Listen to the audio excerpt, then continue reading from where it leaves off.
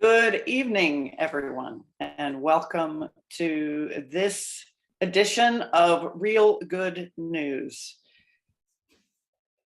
We appreciate you being here with us, and we look forward to a lively discussion this evening. But before we do that, we're going to hear from John Gage. You can buy and stream John's songs on iTunes and Spotify, and you can follow John on his Facebook page. He has happy making and person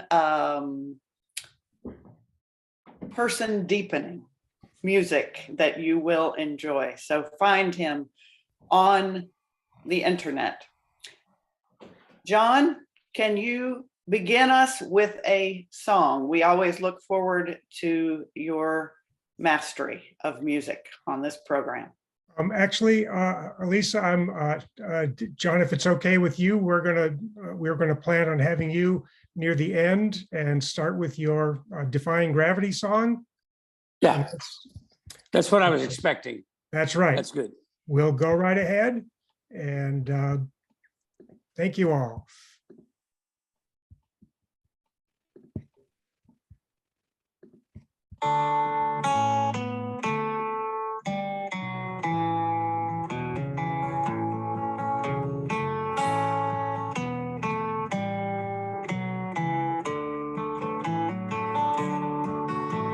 I live on a big blue ball.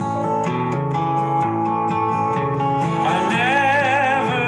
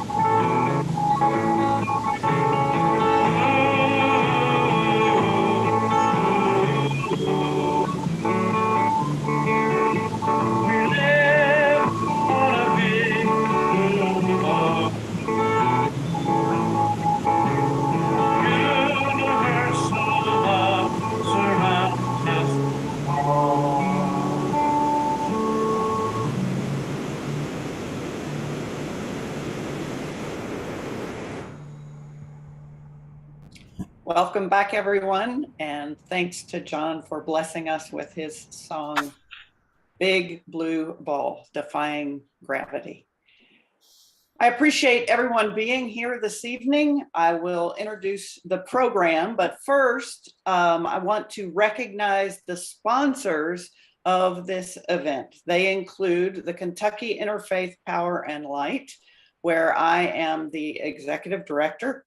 We also have a sponsor of the Christian Action Group of St. Paul United Methodist Church. So through these folks, we have gotten this group up and running, and we are hoping that people here will learn and be equipped to help us move toward zero fossil fuel use in the near future. And I am going to introduce Margaret, who is going to talk to you about our goals here at Real Good News. Margaret, you're on. Thanks, Elisa, and welcome. Glad to see each one of you who have joined us this evening. Thank you so very much. Just a quick review of the resolution for renewable energy for Louisville. I'm a member of REAL, the Renewable Energy Alliance of Louisville. We were instrumental in our group in getting the council to pass this resolution, which calls it's a three-stage resolution. The first goal is for renewable electricity for all city operations, metro government operations, that is, by 8 years from now, 2030. The second goal is by 2035 to have all city operations, city government operations to be clean renewable energy. And that will include transportation, heating, and cooling. Also, not just electricity. The final goal of our resolution is by 2040, 18 years from now, to have the whole city, residences, businesses, all of us, totally dependent on clean, renewable energy. That's by 2040. So we have a lot of work to do. The words on the piece of paper are great, but now we got to make them real. That's our job. So that's part of why we're here tonight. That's also motivating factor for why we encourage people to give little 3-minute talks to each Metro Council meeting. Our council meets twice a month typically, and anyone can sign up as to speak. So if this, and I'm assuming that those of you who are attending with us tonight consider this a very important mission for the city to accomplish, you're invited to sign up to speak for 3 minutes to the Metro Council on why it's important to you. I think it's really good to have a wide variety of people to talk to the council, just telling their own story. Just since our last event that we had at the end of August, Nancy Cuppersmith addressed the council. Then this month, it's been Roxanne Sturdivant, who's here with us tonight, and Paul Westland, each at different meetings gave little 3-minute talks. And coming up early next month, Paul Worms, from many of you might know him from Bernheim Forest Connection, will be addressing the council. So we're very grateful for this. I would encourage anyone to do it. It's good to get to know the Metro Council from the inside that way. And Paul was a new speaker recently. Paul, would you just share a few words about what it's like to do this little 3-minute talk so that we can encourage others? Yes, I'd be glad to. After 2 years of helping organize these events, I guess maybe my guilt finally got to me, and I thought it's my turn to go and talk to the council. And it was, the whole process was really a lot of fun. Margaret and Sam kind of coached me through it. Basically, you call a phone number and they're very nice at the end of the phone, and they sign you up and tell you what to go and where to go, and ask if you have any handouts, which I did, and they took care of those. It is a 3-minute talk, and so I had fun writing that up. You can get to say whatever you think is important about global warming. And I practiced a little bit, and I found out that 450 words comes in at about 2 minutes and 50 seconds. So that worked for me. Then I guess I would say the hardest part of the whole thing was making sure where I was supposed to go. I had the address, which is on Jefferson Street, but the entrance is on 6th Street. But people were very helpful, and I found my way in. When they called my name early, about 10 minutes after 6, I went up, read my statement, and I was out of there by 6:30.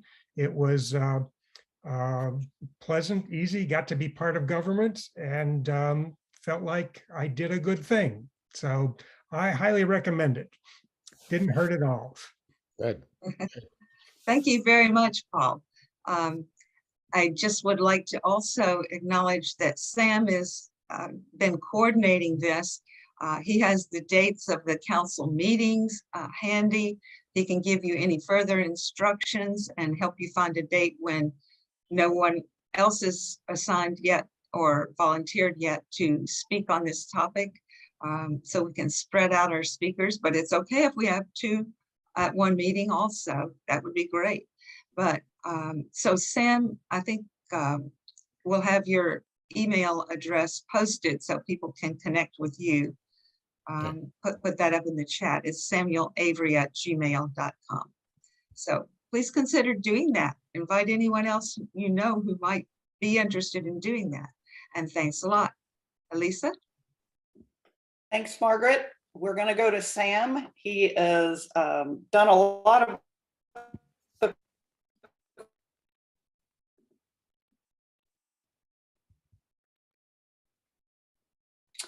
And so I'm going to turn it over to Sam, and he's going to introduce the program this evening and also the panel who will be speaking to you. And Lisa, we just lost about 15 seconds of what you said. So if there was anything crucial, you might want to repeat it. Go for it, Sam. Introduce the program. That was the best part of the show, all the wonderful things you were going to say about me, but that's okay. We'll move on with it. But at any rate, as Margaret mentioned, the first goal of our 100% renewable energy resolution is for 100% renewable electricity for city operations. That's a fairly limited goal. It's about 1% of the total electricity that the city and the area consumes. But the big question is, how are we going to do this? We passed this resolution, but how are we actually going to produce the energy that we use in a renewable manner? And that's a huge problem. So what we're going to do here tonight is to speak to 2 energy managers, one of them being from Cincinnati and the other one being our own from here in Louisville. So we're going to find out what they're going to do, and we're going to find out what we're going to do, or at least what we've done so far. To begin with, from Cincinnati is very important to us because, as Margaret mentioned also, or did you mention that? I think maybe that was from when we were talking before, that before we got our resolution passed, when this group was lobbying heavily to get this resolution passed by the Louisville Metro Council, we had a gentleman from Cincinnati who was instrumental in passing their resolution, and that was Forrester. I can't remember his first name, but he was instrumental in speaking to our Metro Council Committee on Parks and Sustainability. And I think he was one who really helped get this through. So we're very interested in that. We feel a debt to Cincinnati, but also they're working on it. They're actually got some things going on where they're moving in the right direction. So that's why we've invited Robert McCracken, who's the energy manager of Cincinnati, and he'll put him on first. And then we'll speak to our own Zachary Tyler, who's the energy manager here. Robert, take it away. Great. Well, thank you very much, Sam, and thank you everybody for inviting me here this evening. I'm gonna see if I can put up some slides here, if I can do that. And if I remember the best way to do this. All right, I think we're there. Hopefully everybody can see that. So I'm going to talk tonight a little bit about Cincinnati's renewable energy journey. We are certainly early in our journey, have a long way to go still, but we've started it. And, you know, certainly our journey is going to be different than your journey as you go through this. We have different rules and regulations in each state that are really going to impact how you approach this. So I'm going to give you a little bit of an idea about the path that we have taken. And it may spark some creative ideas on your end about a path that you could take. So any discussion that we have about trying to advance my slides, how'd I do that? Any discussion we have about advancing slides, right? Okay, let's try. Maybe I shared the wrong thing. All right, I think we're in the right spot. Why do you not want to advance? Oh, that's why. All right, here we go. There, oh, there, okay. All right, so any discussion that we have about our renewable energy path really begins with our Green Cincinnati plan. So the Green Cincinnati plan is our sustainability plan. We issued our first one back in 2008, and we have just kind of updated it every 5 years since. It very much is a community plan. We have a lot of community involvement. We're in the midst of updating it right now. We've had about 30 community meetings, probably have, I don't know, 3,000 recommendations that have come out of those meetings. So we're trying to sort through all of that and try to make sense of it to help develop this next plan. So while it's a community document, it's also, you know, it's all about laying out an ambitious and all-encompassing goals for the city. And, you know, it's also a plan of action. So the things that are outlined in the Green Cincinnati plan are things that we as a city really want to advance and move forward. So of the 80 or so recommendations, I believe that were in the 2018 plan, we've accomplished or are on the way to accomplishing about 85% of those. So we're laying out goals, laying out things we want to achieve and working toward those. We still have a lot of work to do. Some of the ones we haven't accomplished are big ones. And so we'll start with some of those. You know, one of the big goals that was in the Green Cincinnati Plan 2018 was to reduce emissions by 34%, I think it is underneath on the slide, compared to 2006 levels by 2023, and then by 84% by 2050. So this was in a 2018 plan. Things have changed a bit as we've looked forward to 2023. But how do we do in that so far? So we're on track right now to meet our goal of an 84%, our current goal, I should say, of an 84% carbon reduction by 2035, right? Or sorry, 2050. So we're right now at 36.3% compared to our 2006 emissions. So, you know, we've met our goal for 2023 of that reduction. And, you know, we've charted out a path that kind of gets us toward where we want to go. Of course, like most things, the first part is the easy part, right? And now it becomes complicated as we go forward, and it's going to take new and creative solutions to continue to get the balance of what we want to accomplish. So I said this was our 2018 goal. Our 2020 or 2023 goal, these dates are killing me tonight. The 2023 goal is now for us to make sure that we're at 100% carbon reduction by 2050. Science has told us 84% good enough, so we're now going to have to figure things and make sure we're at 100% carbon reduction or carbon neutrality by 2050.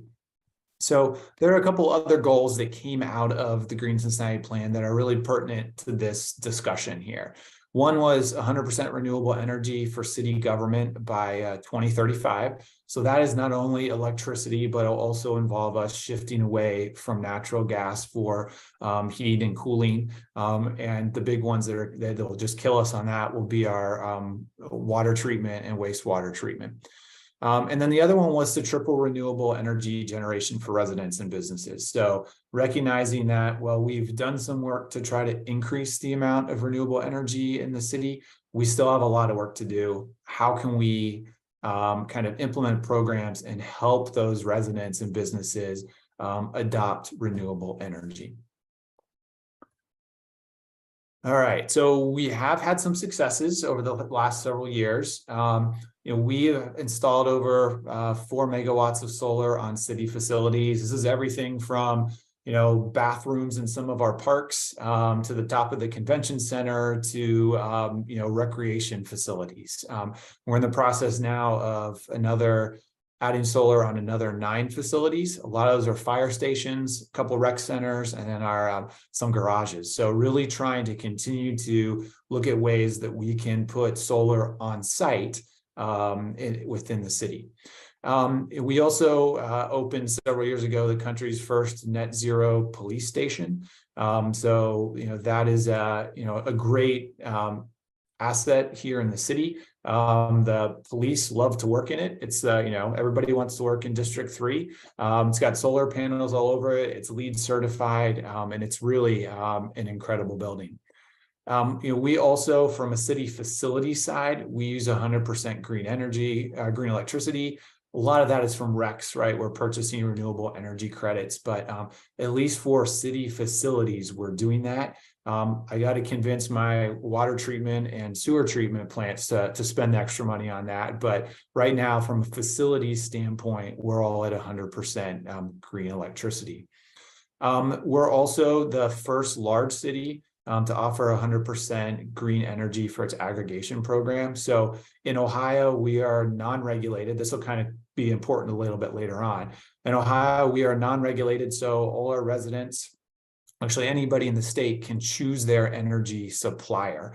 And so what we're allowed to do as a city is group together all our residents. We have 83,000 residents, or I should say accounts, that are part of this program, and we take that out to bid and we try to get a good rate for them. And so we've been able to make sure that through the purchase of RECs as well, that we're able to offer 100% green energy for everybody who participates in our aggregation program. And lastly, we do have a solarized program. I know you all have something similar down in Louisville. You're familiar with that, but that's one of the things we're doing to try to kind of increase the amount of solar in residential buildings. We've had a number of successes as we work toward these goals, but there's still more to do, and that's what brings us to this guy. So this may be an urban legend, I do not know, but it's a story that my former director, Michael Forrester, told. And he said that our former mayor about 5 or 6 years ago was out at a concert, saw Paul Simon, and because he's a mayor, he got to meet him afterwards. And Paul said, "Mr. Mayor, what are you guys doing to address the climate issues facing your community?" And the mayor responded. He told him a little bit about what the city was doing, and Paul Simon said, "That's not enough. You have to do more." So that kind of got the mayor thinking. As he was driving home from the concert venue, he passes our largest water treatment plant, and he thought, "I wonder if we can make that solar." And so he brought that idea to Michael Forrester, who was the energy manager at the time, and asked him, "Is this something we can do? How could we take care of this? How can we make this real?" So out of those discussions came a couple of different goals. One was, how can we use the city's annual electricity load to install renewable energy at no additional cost to the taxpayer? That's really important to us as a city. We want to make sure that we're, taking care, being good fiscal stewards of taxpayer money. And we also want to make sure that we're not putting the city in a spot where it could be on the hook for something if for some reason regulations change or something like that. So that was really important to us.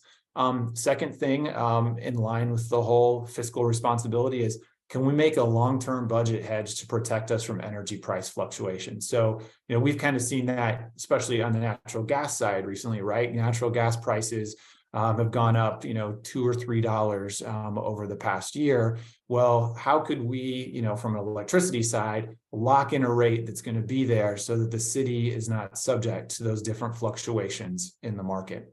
And lastly, was there a way that we could provide local solar energy to residents, and to the city itself? So, our initial idea was for about 25 megawatts, and that's kind of what is outlined in the Green Cincinnati plan. But it became something much bigger. So this is an aerial shot of the current solar project that is underway here. Sorry, I couldn't get a better one. This is what we have. But this covers about 900 acres, about 40 miles east of town here in Highland County. That's 100 megawatts. That's about, so let me back up. That 900 acres is about the size of 600 and I always get this wrong, 680 football fields, just to give you an idea of the size. So it covers a lot of ground. There's over 310,000 solar panels that will be out there. So we had hoped to have everything open by now, but between COVID and some of the different solar supply chain issues and tariffs and things that were going on, it's a little bit slowed down. We're about 24 megawatts that are open right now, and expect the other another 11 to be open here in the next couple months. And then hopefully that remaining 65 will be here, will be up and running soon. So one of the things we knew when we started this was that 35 megawatts wasn't going to cut it from a price standpoint. We had to figure out a way to make this solar field bigger, because when we got to a larger scale, we were able to get the cost that we would pay per kilowatt hour lower. And that was important to us, right? We wanted to get the best rate that we could for the city. And so that's where that aggregation program that we talked about earlier came in. So how could we bring the aggregation program in and all those residents in order to get us up to a good scale of around 100 megawatts? So we ended up with 35 megawatts of solar for the city and its facilities, and 65 megawatts for our aggregation program. So you can see these things that this is going to help us address, everything from reducing our carbon footprint to helping to save money, to improving air quality, to creating jobs. And interestingly enough, Michael, when he put all these contracts together, figured out a way for it to be a revenue stream for the city. So we'll talk about that in just a little bit as well. So 35 megawatts for the city. We used a power purchase agreement. That's something we're able to do in Ohio. A lot of other states, I don't think you all are allowed to do that in Kentucky. But this is what we did. We basically contracted for this power from these 35 megawatts at a set rate over the course of X number of years. We were able to work with the supplier that we use as a city. So they are going to make sure that they get that energy from the field, from the solar array, incorporate it into what we're purchasing, and then they'll fill in the gaps. All right. So it worked for them. They had to buy energy from somebody anyway. So they bought it from the PPA or from that solar field. And then they're just kind of getting incorporated into the grid. So, and then, we are also getting the RECs from that 35 megawatts. So, any of that clean energy that's produced, we're getting those credits, and we are able to retire them and count that toward the city's carbon reduction. So that is fairly, we'll say, straightforward, even though those contracts could be a couple hundred pages long. But it really allowed us to say, let's take that 35, let's lock in a rate, and let's make sure that we're getting that for city facilities. How do we decide on 35 megawatts? It really came down to what our energy usage was. You can see here this really ugly color green line shows what the solar was producing in May, or would produce in May if all 35 megawatts were open. And you can kind of also see what our energy usage is throughout the course of the day. And we're a little higher in the evenings and overnight, because that's when our waterworks facilities tend to do most of their pumping, because the charges are lower. And so that because it's a PPA, we don't have to use that electricity immediately. We're able to spread that out. So we wanted to make sure that it did not, we didn't exceed our usage, because the city, what we're going to do with the extra power, like we need to make sure it was right at our usage. So the power produced from this 35 megawatts, it's going to cover about 25% of city usage throughout the year. So like I said, we're early in our journey. We have a long way to go. We've figured out a quarter of it, but we have more work to do on that front. Other thing just to point out, like I said, this was a good from a budget perspective as well. This is a rather old graph, but at least gives you the idea. You look at the what happens throughout the course of the day. So we get toward the evening hours or later in the day, demand kind of increases, the price of electricity can increase. So rather than kind of going with those demand charges and things like that, we're able to lock that price in at a set price. And not have to worry about any of that. So that was one of the other benefits, was that consistency in the pricing that we could lock in with that power purchase agreement.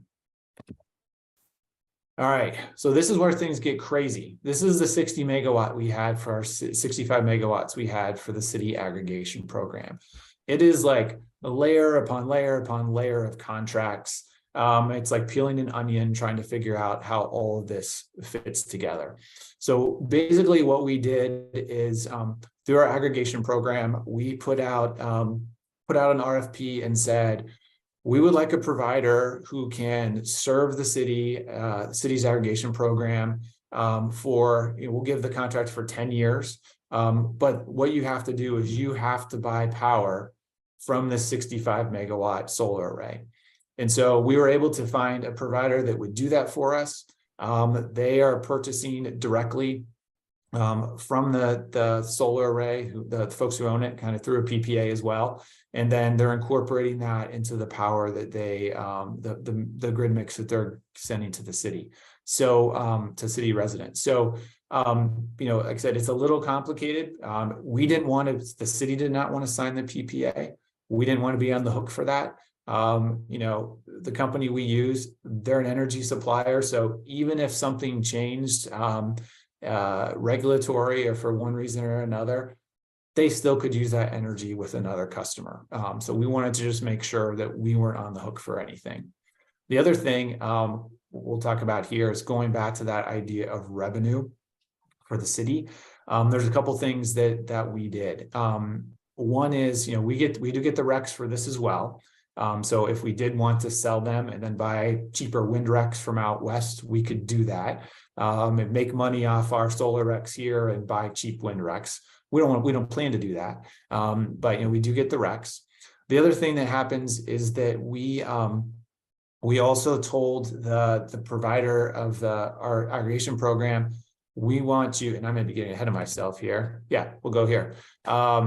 Through the benefits. One of the things that we talked to the supplier about is we said, we like you to sell this capacity, the energy producing capacity that the solar array has through PJM, which is our regional grid operator. And so every year PJM holds auctions to figure out who they're going to buy electricity from. And so we put this solar array on for the 22-23 year. We were picked up. That money that the city will get from that is about $600,000 for the next year. So the 23-24 year prices came down a little bit, but we're still going to get around $400,000 for this solar array. Even though it's not completely built and operational, we're going to get that money because it's not our fault. It's not built. It's up to the contractors that are supposed to be doing it. So that's a nice thing to have. It can fluctuate from year to year as to whether our system gets picked up. But, Michael was very shrewd when he said, we want to keep the capacity. We don't want to give that away. We want to be able to have the option to kind of generate some revenue from that.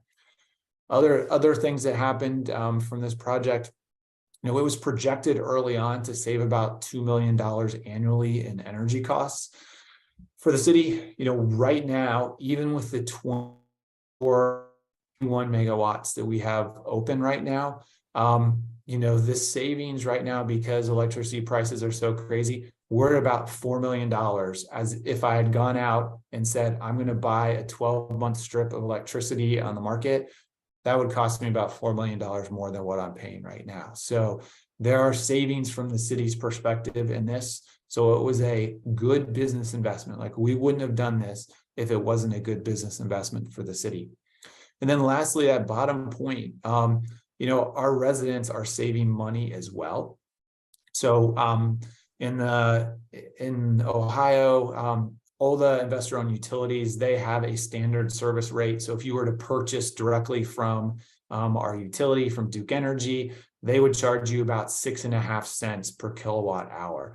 Right now, our residents, through our aggregation program, even though we're buying RECs from Texas right now because the solar field's not up, they're paying 5.03 cents. So they're paying 1.5 cents cheaper per kilowatt hour than they would for Duke. So this is a win. Going green here has been a win-win both for the city and for its residents. All right, so a couple takeaways. I know I spoke a lot, tried to cover a lot. These are things that I think about if I were in your shoes, and even as I'm thinking now about different things going forward that we can do in Cincinnati to continue to advance our goals. The first one is act like a business in a way, right? I think there's so many times that that governments think about it from a government perspective, and you have to think out of the box a little bit, the way a business would, to try to figure out how to solve some of these problems. The second one is be creative.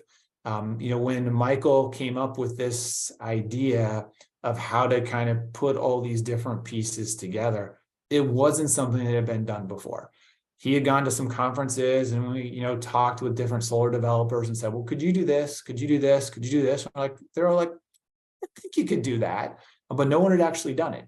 And so, he was being creative. He got it all pieced together, got us to work. And again, it was a benefit for the city and its residents. And then finally, continually advocate for change. PPAs may not be available right now in Kentucky. Is there a way to continue to advocate with the legislature to make PPAs a feasible structure? Is there a way to work with LG and EKU and to say, I think they have a way to purchase green energy from them too. Do you take the city facilities and say, we're bringing this much to you, what sort of rate can you give us, right? I think there's always different ways to look at it. Every solution is going to be different compared, based on the situation in which you're in and, the different parameters that you're operating under. But, at the end of the day, I think the only way that any of us are going to solve any of these problems related to climate change, whether it's switching to renewable energy or, reducing emissions from transportation and becoming more green on that side, is to really think creatively and think out of the box and try to come up with new solutions that are kind of push the envelope of what other people have done before. So with that, I'll leave you a picture of our solar field as it stands now. You can see the racking systems in the back corner there for the remaining 11 megawatts. Thank goodness, that's a lot bigger than kilowatts. The remaining 11 megawatts that will be out there. So we're looking forward to getting that up and running, and looking forward to continuing to figure out ways that the city of Cincinnati can become greener and achieve its goals, and also learning from other cities like Louisville to figure out what you all are doing and ways that we can adapt what you do and incorporate it into the things that we're doing here in Cincinnati. So thank you all very much for your time. Appreciate you having me here tonight. Thank you, Rob. We appreciate you being here, and I think you've given us some pretty good advice here. And our situation is different. The main difference is that we do not regulate our utility in Louisville. Our utility is regulated in Frankfurt by the state. So that it's a different personnel, different political persuasions in each location. So it's going to be difficult. let me ask a few questions or a couple of quick ones about what you've said, and then we'll have time for maybe one or two questions from the audience. First of all, Rob, you talked about a PPA, and that stands for a power purchase agreement, which I think is a very important concept for what you're doing and for what we would be doing. Even though it technically right now it's not actually allowed by our state, but we're going to do something like that. We have to do something like that because people think that, oh, this is going to be very expensive. You know, Louisville's going to have to spend millions and millions of dollars building a solar field like you did. Tell us, please, what is the difference between building your own solar field and using a power purchase agreement, a PPA? Yeah, it's a great question. I mean, to be honest, to put it simply, we paid zero money. We had zero money involved in the building of this solar field. So the city was completely protected. If it went south and it didn't get built, we wouldn't have been out anything. So with the power purchase agreement, we simply signed a contract to buy the power from that solar field or from the developer who was building it, but we don't have any money in the building of it at all. So that's what makes it so appealing, especially from a city's perspective. I mean, even Amazon and Google and other large companies, I mean, they are all doing PPAs where they are purchasing power from a developer that built the wind farm or the solar field. So they're not building it themselves. They're letting someone else do that. Someone who is a solar expert or a wind expert. They're just saying, we'll buy the power, and they're committing to buy the power for a long enough period of time that it makes it economical for the developer to actually build the project. Right. Okay. And actually, I should mention that LG&E actually is engaging in some power purchase agreements with major corporations, universities, and so forth and so on. Right. So we can do something like that here. We just have to figure out how to do that. Right. And the other thing is, well, I think what is we talked about RECs, which is an REC. It's a renewable energy credit. But how does that work, and how are you using that? Right. So, renewable energy credits basically capture the environmental attributes or the clean energy attributes of that energy. And so, there's a market for RECs out there. You can sell them because some companies say, well, we want to buy RECs to offset our usage. That's kind of in a way what we are doing, right? This power that's produced 40 miles east of town, those electrons aren't going to make it to Cincinnati, right? They're going to go on the grid and go where they go. But we're purchasing and maintaining those environmental attributes of it. So we are, we're allowing that green energy to be built. And, we're, making that 100 megawatts is replacing some dirty energy somewhere else in the grid. And so, we're getting those environmental attributes for it. And so that's something that, like I said, with our aggregation program, we're purchasing environmental attributes from wind farms in Texas because they were really cheap right now. And so we were able to do that to help offset the dirty energy that we're buying. We're creating demand for those, for that wind out in Texas, and we're buying those environmental attributes. So hopefully that makes sense. It does make sense. And in fact, I have solar on my house, and I sell renewable energy credits. I sell RECs on an open market, and I make money, not from the electricity itself, but from the fact that I have produced renewable energy. I'm able to sell that right to somebody else, like Cincinnati, which may not be producing all of their energy that they're consuming. So it's a good program, and it's something that we will probably engage in at some point or another. However, I think eventually we want to do something like a large solar, utility scale solar installation, so we can be adding to the total generation in the world of renewable energy, as well as creating a market for somebody else to produce it elsewhere. So, Paul, do we have any other questions from the audience? Not at this point. Okay. All right. One thing before we move on to Zach, one other thing I'd like to ask you, Rob, is about this. You were able to actually make money for the city not only saving money because solar energy is cheaper, not only were you saving money, but because of the renewable energy credit programs, you were actually able to generate income for the city by going solar. Is that right? That's correct. And we're not doing it through the RECs. We're keeping the RECs and retiring those so that we get the we get the credit for it, right? We want to make sure that we're saying our energy is clean. If we sold it, we'd be just back to dirty energy, right? Technically, like on the balance sheet, we would be. So the main thing for us was that capacity market where we were able to get those payments when the solar field was picked up on the capacity auction each year. So that was one of the main ways that we were able to do that. Now we could sell the RECs and buy cheaper ones somewhere else and still stay clean. But that's certainly not something we want to do. We want the local clean energy to be here and say we purchased from a local clean energy producing facility. So.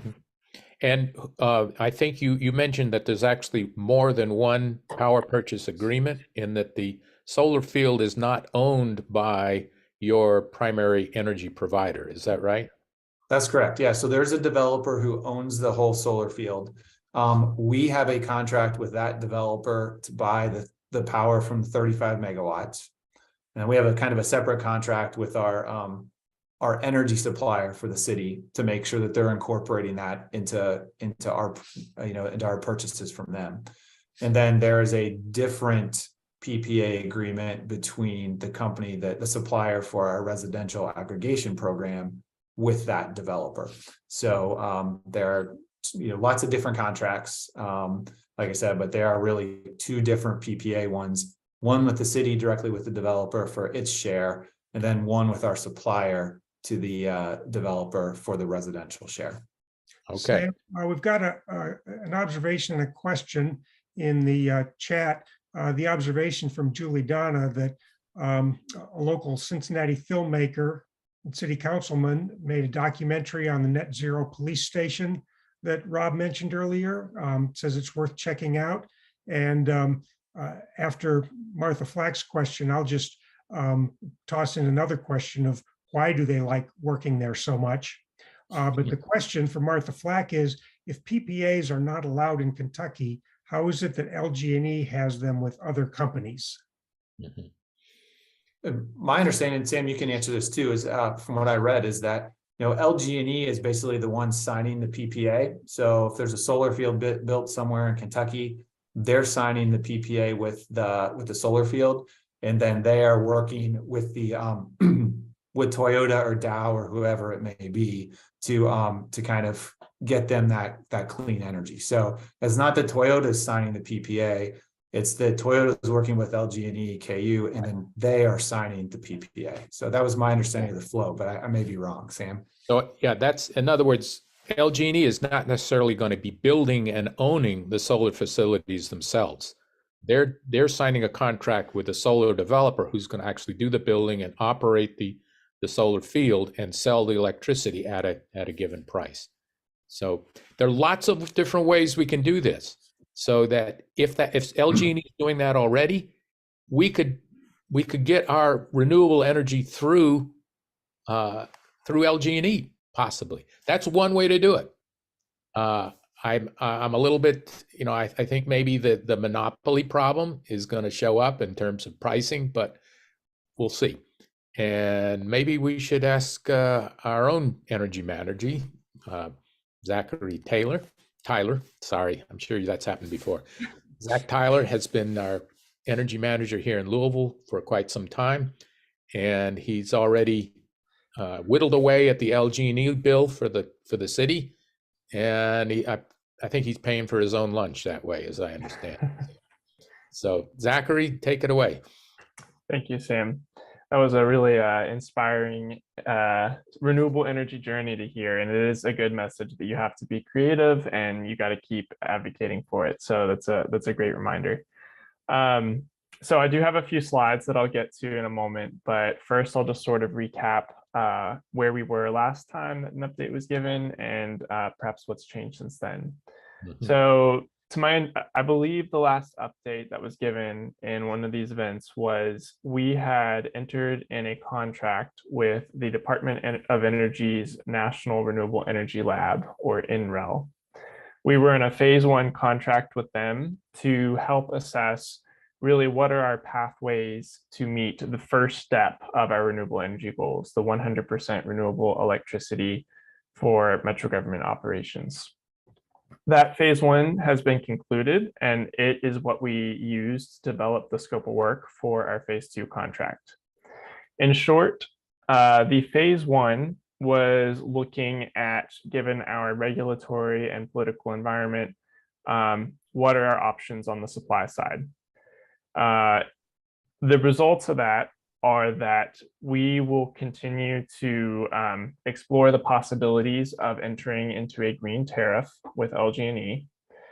That is essentially going through the same programs referenced earlier, where they would have a PPA with their own developer, and then they would sell it to clients of their own clients.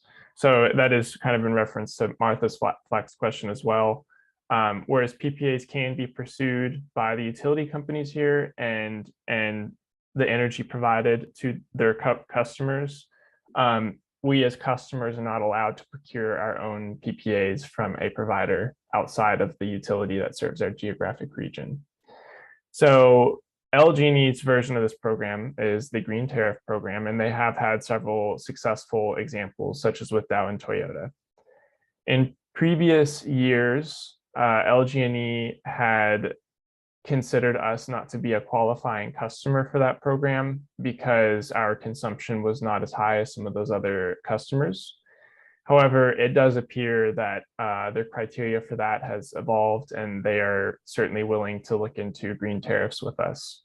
So one big element that came from phase 1 and is now part of our phase 2 contract with NREL is that they will be facilitating those conversations with LG&E to see if we can negotiate terms that would help supply that energy to our accounts and still be developed locally, which is the end result that we want to see. If that could be achieved through LG&E, that would be a great means to do it.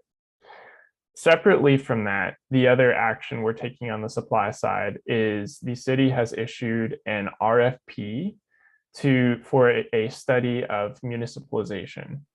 So essentially what we are looking for in this study is what would be the feasibility of basically creating a municipal utility just for the city government operations. It would not be a municipal utility serving Louisville Metro government, but it would be a small utility that essentially just serves our buildings. And we would, at that point, only need to really build the infrastructure to connect to the regional MISO grid and transmission to supply to our facilities. So we have issued that RFP. We have received some responses and are currently scoring those to see what company we might be working with to help study the feasibility of this pathway as an alternate solution to taking control of our own energy supply. There is a third on the supply that I'll get to a little bit later. But first I'll go to the other big conclusion of the phase 1 study with NREL is that currently what we are able to have the most direct impact and control on is our consumption. And it is a good place to start because it does produce vast amounts of cost savings that we can leverage as we try to pursue these other supply side pathways. So they had recommended that the quickest pathway to start moving towards this goal would to be improving our municipal operations in our buildings, modernize our buildings. And a big portion of what came out of the phase 2 contract is they're going to help study and basically determine short-term and long-term prioritization of our capital projects. So I think right now it would be a good time to go ahead and share my screen and talk a little bit about what we've done already on the energy efficiency and conservation. So let me see if I can get this going. Are you seeing my slides right now? Yes. So this is from an internal meeting we had a month ago reviewing our progress towards our internal goals.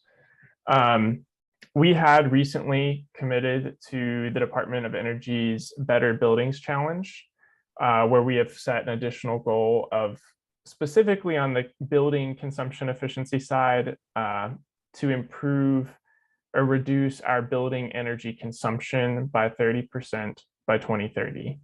And this is really complementary. It wouldn't be wouldn't be replacing any other goal. It's just to make sure that our efficiency continues to grow as we pursue other supply side options. And essentially from our 2019 baseline, we have been able to see overall a 10% reduction in Louisville Metro government's energy consumption. We plan to measure this in EUI, the energy use intensity of each and every individual facility, but are still working on getting that dashboard built out. And this is at least 30% towards our overall goal. And just from the data we have so far, we've been able to see pretty substantial use avoidance across our building portfolio. I'd like to point out that as of the start of last year, we were not yet even benchmarking our facilities. So Louisville Metro really had no measure of our total energy consumption, how much we were using it, where it was being used. And so while we had big goals, we really had no way to measure our progress towards them. And that was a huge challenge because you need to be able to validate that what you're doing is actually working. So in order to actually measure our progress towards our energy efficiency and overall energy usage and know how much renewable energy we even need to supply, we started by getting all of our utility data billing converted to a digital billing process, which is now automatically benchmarked. So as we make these energy efficiency improvements in our buildings, we're able to validate the impact those have by the direct reduction that we see in our utility bills each month thereafter.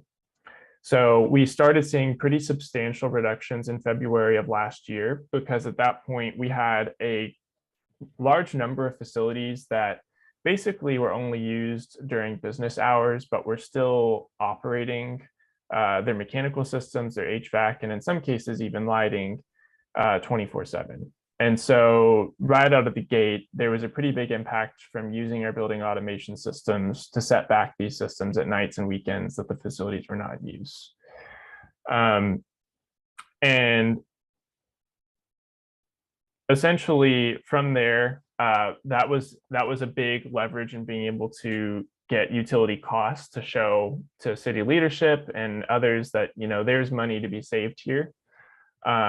Our total utility cost for Louisville Metro is approximately $14 million annually, and we are averaging about 11% cost avoidance across these utility costs now. That came from those building changes, but it also came from cleaning up our utility accounts, closing accounts that we were paying fees for but weren't even serving anything, and closing accounts for vacant facilities. And those have continued to grow from month to month. It's important to continue to reduce this particular cost of the city and be able to leverage those for next steps. So I just wanted to be able to show how so far, we've seen pretty substantial impacts from these facility changes, and they are continuing to grow. So since the start of last year, our total cost avoidance has reached approximately 1.2 million, which is equivalent to over 11 million kilowatt hours or 123,000 cubic feet of natural gas.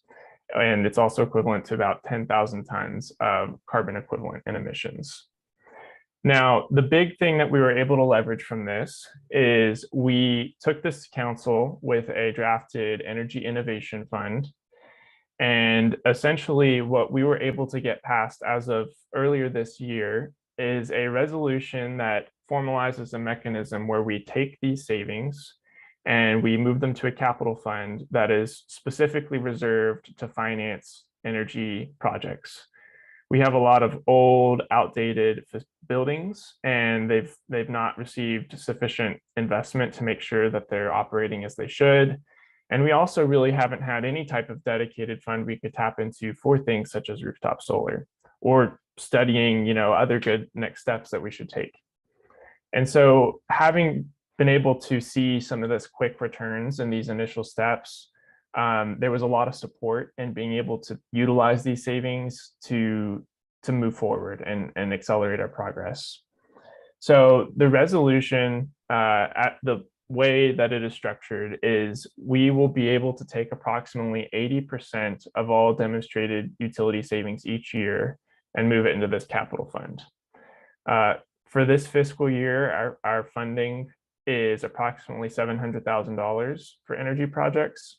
And that is where the phase 2 work with NREL has become really important, is we are identifying which particular facilities and types of projects are going to be important to prioritize. We want to prioritize projects that are going to have a really quick return and a really high impact upfront, because the effect that will have is it will accelerate the momentum of this fund, of our energy savings, and ultimately of our future investments. So we are anticipating that this first year, a lot of the initial projects will revolve around lighting. The vast majority of our buildings do not have LED lighting, and that is a really, really high impact item that we really need to prioritize upfront. Another type of project that we expect to prioritize this year and next year would be building controls. We have in total approximately 200 buildings, and really only 30 of them are any type of building automation system that allows us to optimize their mechanical systems, their HVAC, even be able to turn them off automatically on nights and weekends. And so we really want to make sure that we install control systems where it makes sense in our larger facilities to be able to further those automated efforts. But the way this is written as well, up to 15% of this total funding can go towards any type of energy project, regardless of what the return is.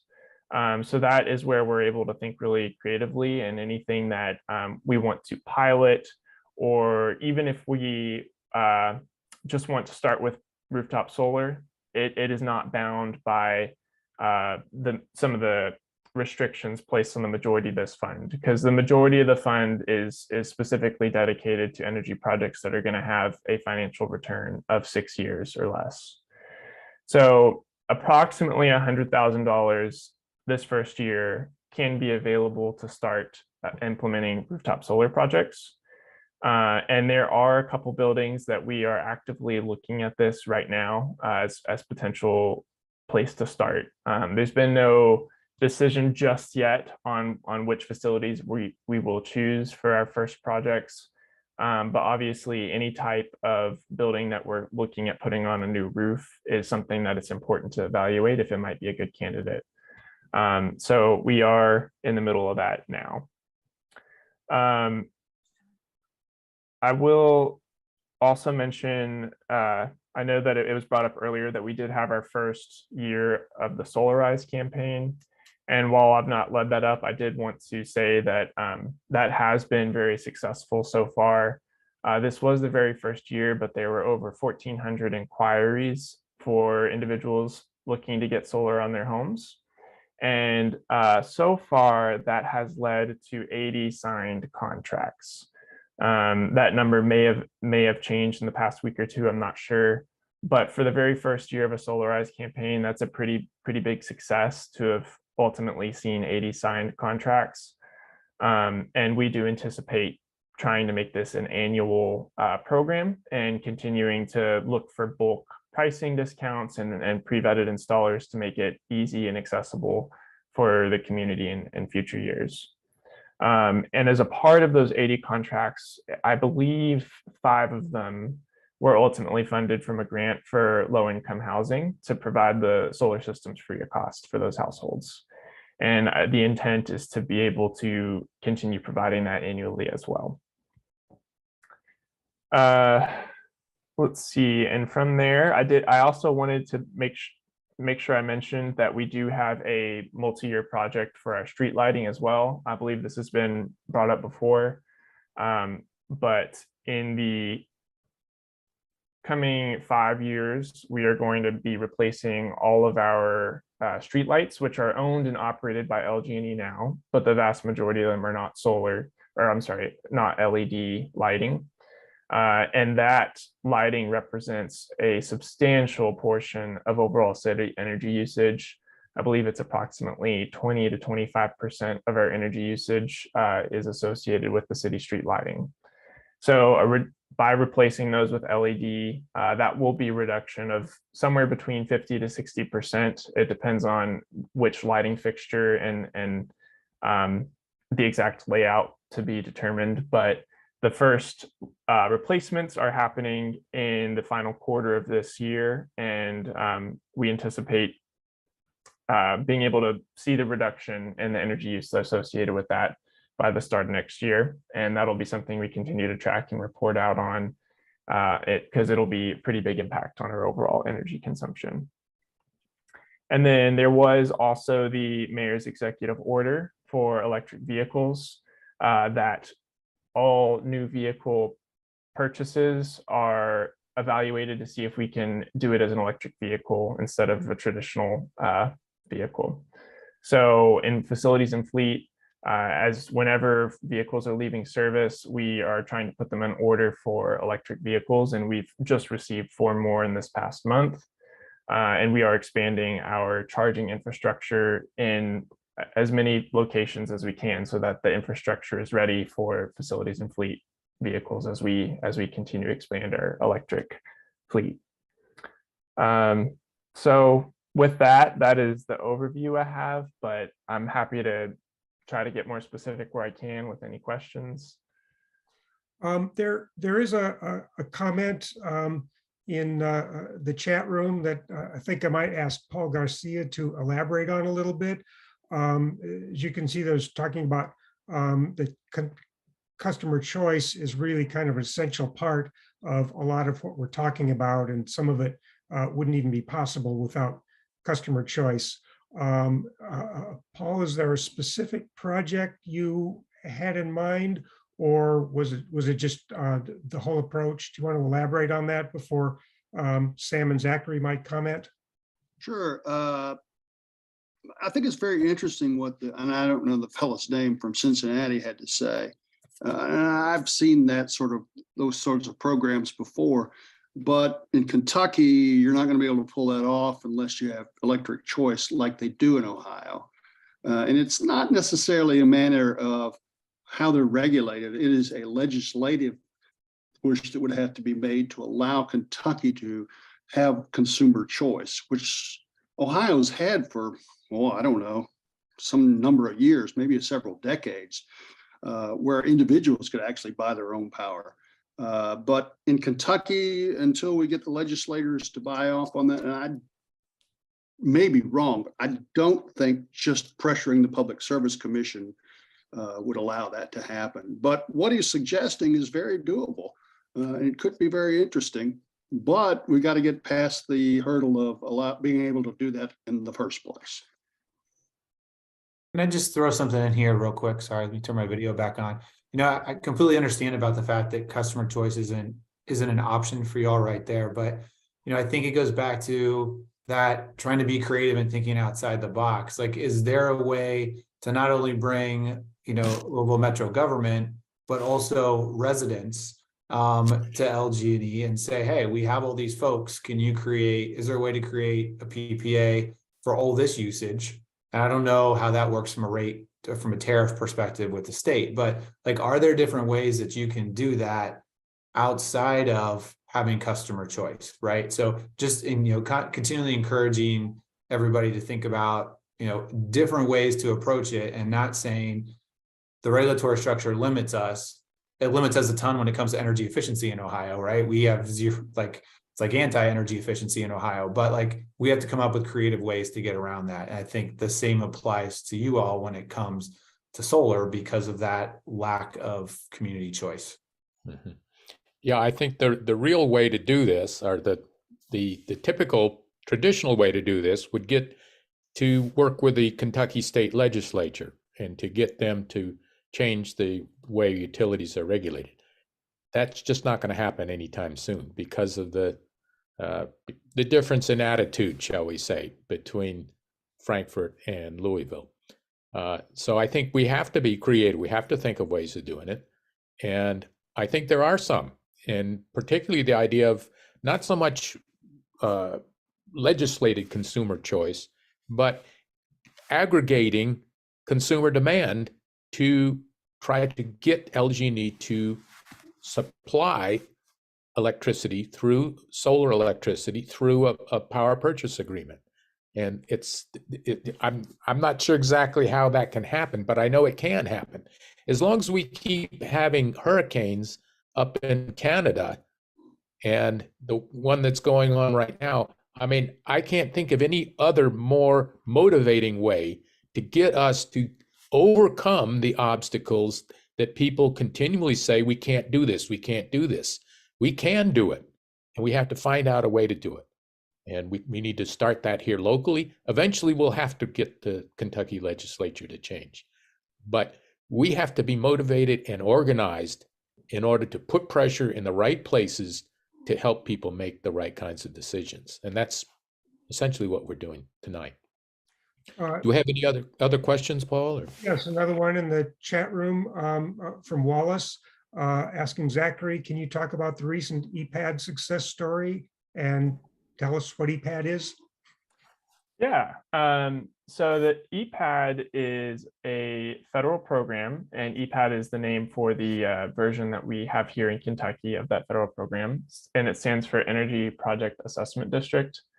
And it essentially is a creative form of financing that would allow commercial buildings to make pretty substantial energy improvements without any upfront costs.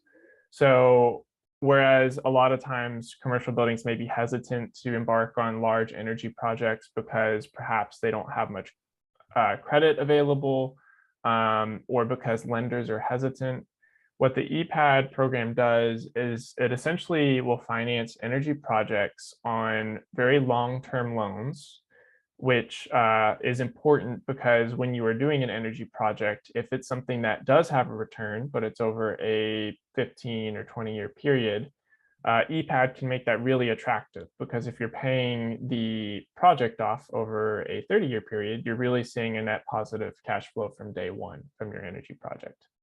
The other thing that's unique about it is instead of it being a traditional credit line, what the EPAD does is it is a loan that's essentially affixed to the property instead of the owner.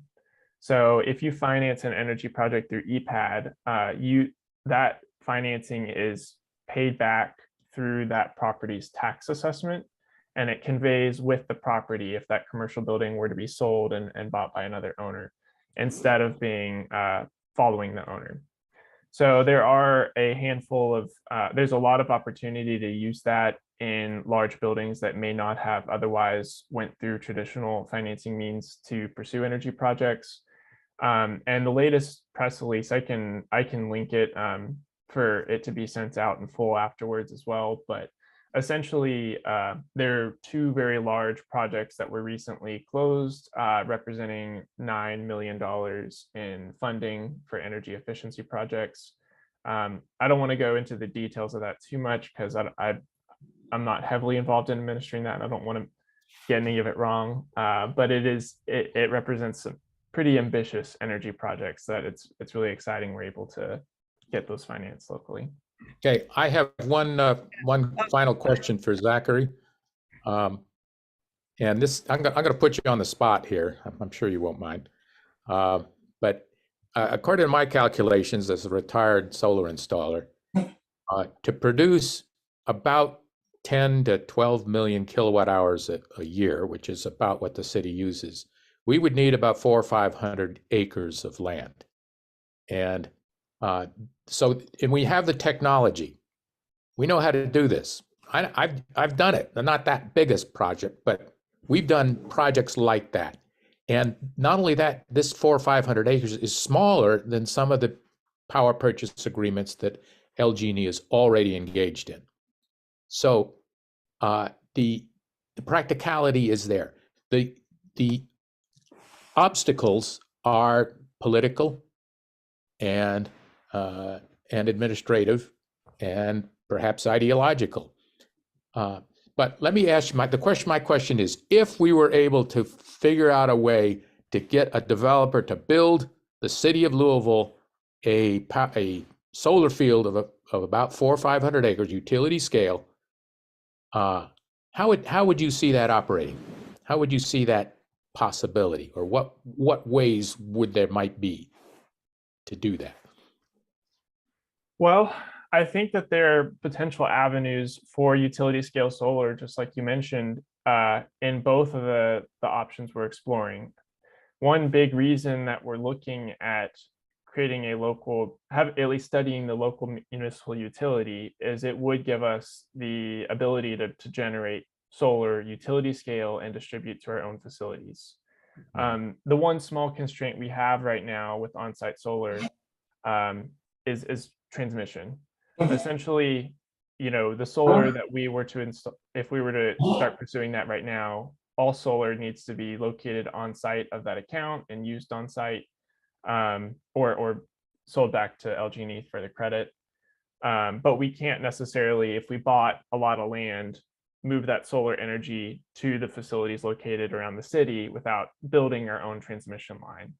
And that is a portion of what we're looking at through the study municipalization, is not only connecting to MISO so that we could purchase renewables wholesale at a very, very cheap rate, but also we would have the ability to create our own utility scale solar here and distribute it to our own facilities. Right. So that would be part of that evaluation. Through LG&E, if we are able to see a lot of progress and talks with them, that process could turn out to be fairly pain-free. They could choose to pursue a utility scale solar project where we, Louisville Metro government, are one of multiple clients and aggregate.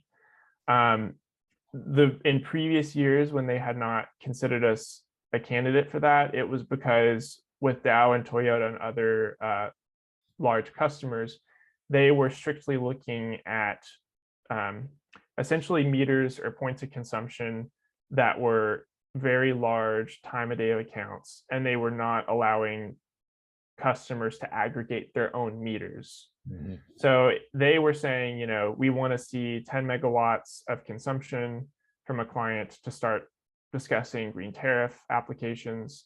And if you were to add all of our consumption up, we would be pretty close to that. However, they were not really entertaining possibilities of us aggregating our own accounts because it didn't really serve a clean account structure that they wanted to start with. I suppose it's likely because it was a relatively new offering to them, new program. But in later conversations, especially with NREL facilitating it did appear that there was some openness to go back to the drawing board on this. Mm-hmm. There may very well be parts of the process that might need Public Service Commission approval. I know that the Dow and Toyota deal ultimately did require Public Service Commission approval, and they didn't get it the first time, but they made some changes in it and they got it the second time around. Sam, I'm going to jump in with the fact that my finger's on the button and take advantage of that. We're getting some good questions and comments. I'm going to read a comment and then a question and ask for a quick answer. Julie Donna points out that Kentucky has lots of creative solutions, policy and otherwise we can do. But Sam said all of them require us to be organized and vocally pushing for these changes. And then again, here's the if we can get a quick answer, if that's possible. Graham Donovan is asking, is Metro essentially changing gasoline-powered vehicles to coal-powered vehicles as long as the electricity powering the charging stations is coming from LG&E's coal-fired generating plants? Right. So I don't have the numbers right in front of me now. I will say that that has been a common question, and the short answer is the emissions impact is still greatly reduced by moving to electric vehicles. While coal is, not the cleanest source we'd like to see from the grid, the overall conversion, the energy losses associated with having a gas burning motor on site in your car versus the more efficient utility scale production still lends itself to reduced emissions when moving to an electric vehicle. The other thing about electrifying equipment is if we move away from natural gas, it means that when we do procure or supply renewable electric energy, that which is pulling from the grid, those end uses will continue to get cleaner as our grid gets cleaner. And that's something that can't happen if we're still using gas burning equipment. It will not continue to get cleaner as the grid or our supply improves. Okay. Thank you, Zach. I really appreciate it. And Rob McCracken, I appreciate your help tonight. And we've run out of time. So Elisa, would you like to take us on out?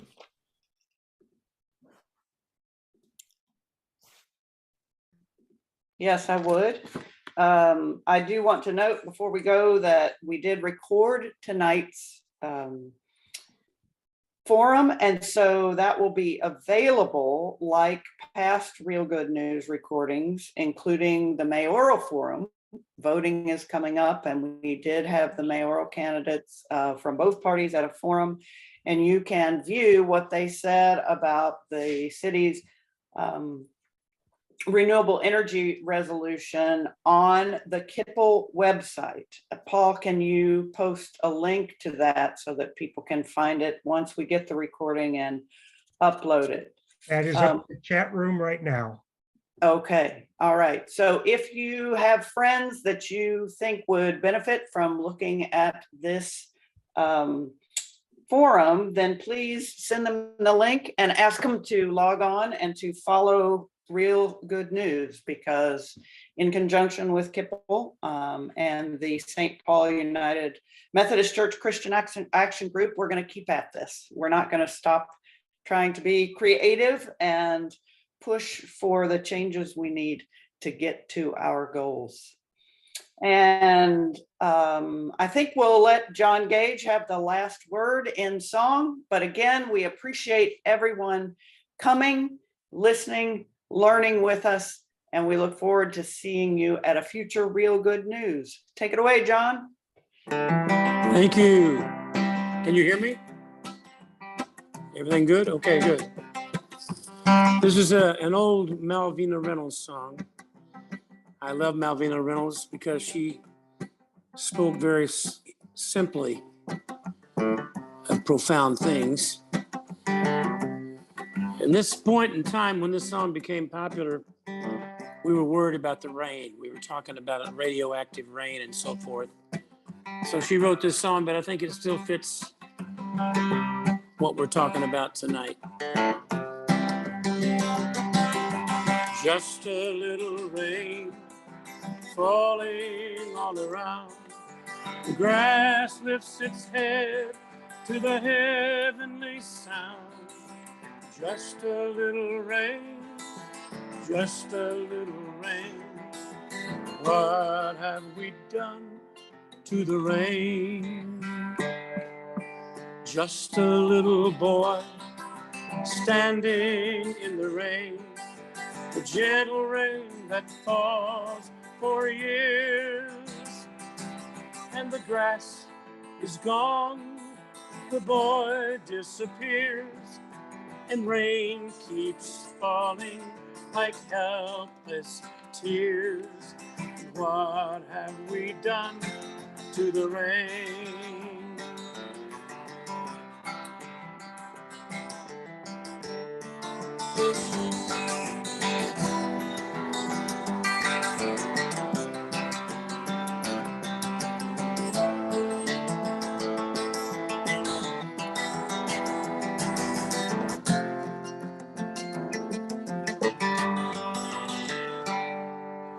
Just a little breeze out of the sky. The leaves nod their heads as the breeze blows by. Just a little breeze with some smoke in its eye. What have we done to the rain? Just a little rain falling all around. The grass lifts its head to the heavenly sound. Just a little rain, just a little rain. What have we done to the rain?